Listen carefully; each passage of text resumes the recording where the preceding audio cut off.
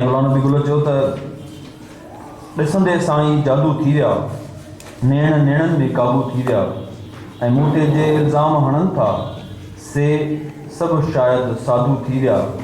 आख़िर उन खां कटिजी वियासीं, प्यार असांजा वाधू थी विया।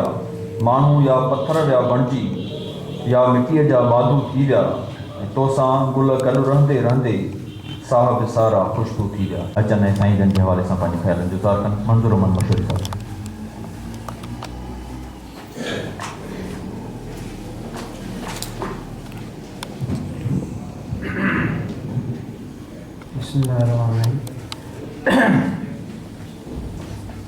अॼोको ही ताज़ियती बेड़ा को इन ॻाल्हि जी गवाही थो ॾिए त साईं गुल जी ख़ुशबूअ खे परखण वारा खोड़ वेठा आहियो। उहा ॿी ॻाल्हि आहे त साईं जी हयातीअ में हीउ ॾींहुं ॾिसणो कोन पियो त हुन जे मौजूदगी में को मेड़ाको मतल हुजे हा, पर वरी बि हुजे तनी शाबाश जन मोहबती मेड़ी आहे। साईं जे हवाले सां ॿ अखर लिखिया आहिनि जेके तव्हांजे समातुनि जी नज़र कयां थो। उनवान आहे ॾात ऐं ॾांहुं जो भंडार। अॼु असीं जंहिं शख़्स जी यादि मल्हाइण लाइ गॾु थिया आहियूं उहा हस्ती साईं गुलाम नबी गुल जी आहे।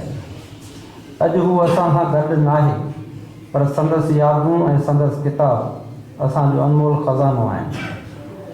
साईं जो अदबी कद काठ मथां ई मंज़िल ते मौजूदु हुयो, जहिड़ो संदसि अदबी तख़ल्लुस गुल हुयो।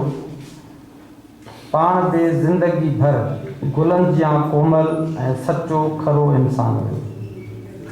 साईं गुलाम नबी गुल कंबर भरिसां घटर ॻोठ मां लॾे जॾहिं लाड़काणे आयो त लतीफ़ कॉलोनी रमतपुर में 1970 धारा रहाइश अख़्तियार कयईं, जिते आख़िर ताईं रहियो।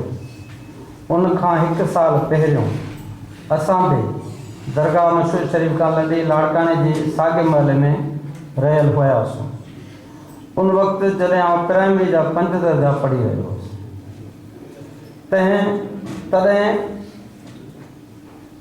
तॾहिं महले में तमामु थोरा घर हूंदा हुआ, जंहिं करे हिक ॿिए सां मेल मुलाक़ातूं जाम रहंदियूं हुयूं।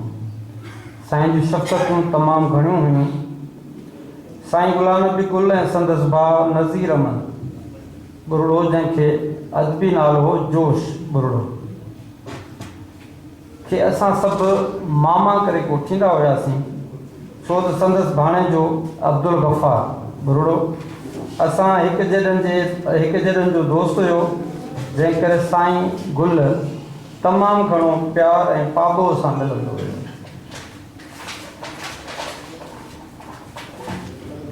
उन्हनि शुरूआती ॾींहंनि में साईं गुल नाटक नवीसी में रुधल हुयो। संदसि मसरूफ़ियात में पढ़णु, लिखणु, नाटक मंडलियूं मचाइणु ऐं इंडिया जूं पुराणियूं फिल्मूं ॾिसणु ऐं नरगिस जो प्रस्ताव हुयो। अब्दुर्रज़ाक बुरड़ो, जंहिंजो अब्दुल गफ़ार पुटु हुयो, उनजो कारखानो हूंदो हो। उन कारखाने में वॾा वॾा भांडा हूंदा हुआ। उन्हनि भांडनि में बि साईं नाटक मंडलियूं रचाईंदो, जेके असां ॾिसंदा हुआसीं, ॿुधंदा हुआसीं ऐं हैरत जो इज़हार कंदा हुआसीं कि इहो कमु कीअं थो थिए। लाड़काणे लॾ खे अञा 5 साल ई मस गुज़रिया हुया त संदसि शरीक यार हिकु आख़िरी न्याणी खे जनमु ॾियण दौरान वञी मालिक हक़ीक़ी सां मिली। खेसि औलाद में 2 पुट लियाकत अली ऐं एजाज़ अली ऐं 6 न्याणियूं अथसि। 2 पुट माशाअल्लाह रोज़गार सां अथसि, हिकिड़ो इंजीनियर त ॿियो वरी पिणु सरकारी मुलाज़िम आयसि।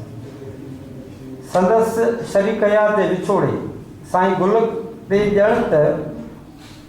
गुल खे ॼण त निहोड़े विधो, सफ़ा सदमे में हलियो वियो।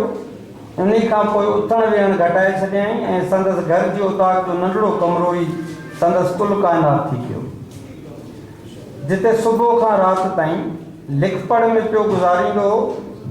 पाण खे सफ़ा अकेलो करे छॾियईं, पर इन अकेलाई जे अज़ाब में खोड़ सातरनि किताबनि खे जनमु ॾिनो।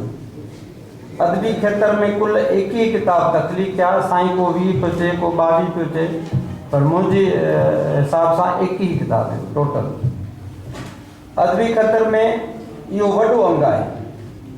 इहा ॿी ॻाल्हि आहे त हिन खे ख़बरुनि में रहण जो फ़न कोन हुयो ऐं न ई वरी हल्का बंदी जो हुनुरु हुयुसि, तंहिं करे ज़्यादातर कुंडाइतो रहियो।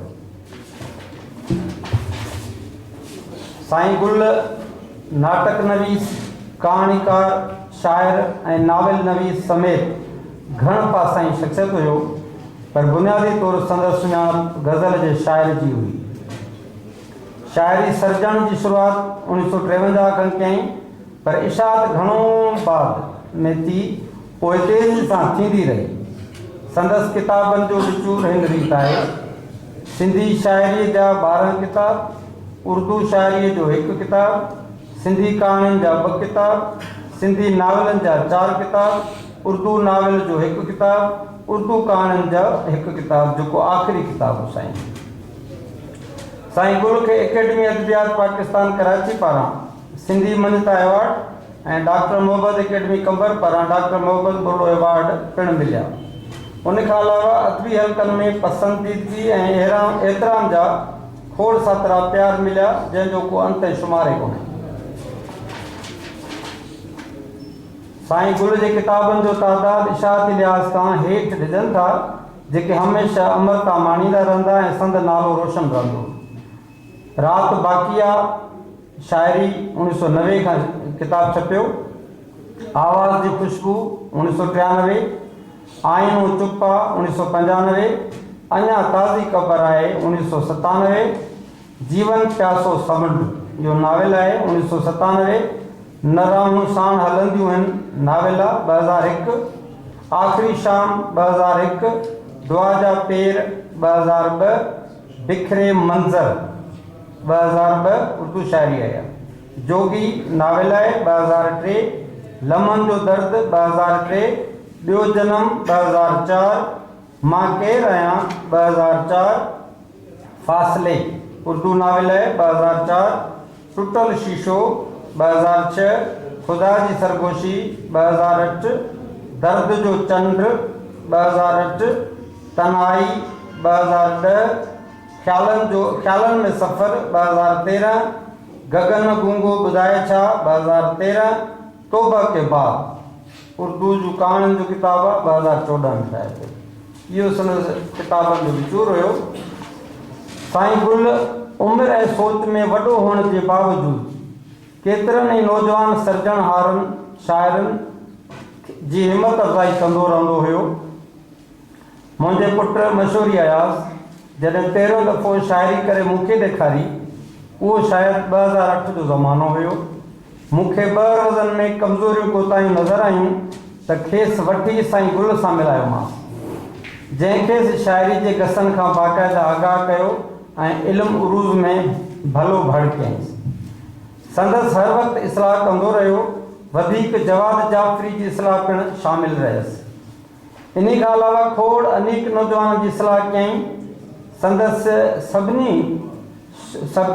सुठियुनि शयुनि ते पिणु दिलि खोले दाद ॾींदो रहियो। अहिड़ी तरह इन्हनि नौजवाननि जी हिकु डिघी लिस्ट ठही पवंदी, जन साईं गुल खां फ़न ऐं फ़िक्री सिख्या वठी करे तरक़ी कई ऐं मथां मंज़िलनि ते मौजूदु आहिनि। खोड़ सातरा त साहिब किताब पिणु थी चुका आहिनि। इहा लाट अॼु बि जारी आहे। साईं गुल अदबी खेत्र में महिनत मज़दूरी कंदे 21 किताब सिंधी अदब खे तरपिया, पर पाण बीमारियुनि जे वर चढ़ी वियो। दिलि जो मरीज़, शुगर, साह खणण में तकलीफ़, अखियुनि जी रोशनी बि आहिस्ते आहिस्ते घटि थींदी वई। खोड़ सातरनि बीमारियुनि जे हमले सबबि जिस्म जा ॿिया उज़वा बि साथ छॾींदा वियसि, पर हैरत अंगेज़ तौरु संदसि ज़हन आख़िर ताईं कमु कंदो रहियो। हिन कॾहिं बि मस खे सुकण न ॾिनो, कलम ऐं कागज़ जी यारी निभाईंदो रहियो, लाॻीतो लिखंदो रहियो ऐं छपजंदो रहियो। संदसि जनम 10 सेप्टेम्बर 1932 में थियो ऐं तव्हां असां सभिनी खां मोकिलाए राह रबानी 17 नवंबर 2016 ते अख़्तियार कयईं। अहिड़ी तरह गुल जी ज़िंदगी 84 साल 2 महीना ऐं 6 ॾींहं रही। उनखां पोइ गुल अदब जी दुनिया खां मोकिलाए हमेशह लाइ हू माइजी वियो। हू विछड़ियो ज़रूरु आहे पर असां सभिनी जी यादुनि में हमेशह यादि रहंदो।